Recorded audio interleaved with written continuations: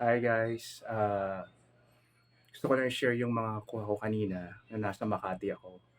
Ah, Ganito yung ginagawa ko pagka wala masyadong project na tinatapos.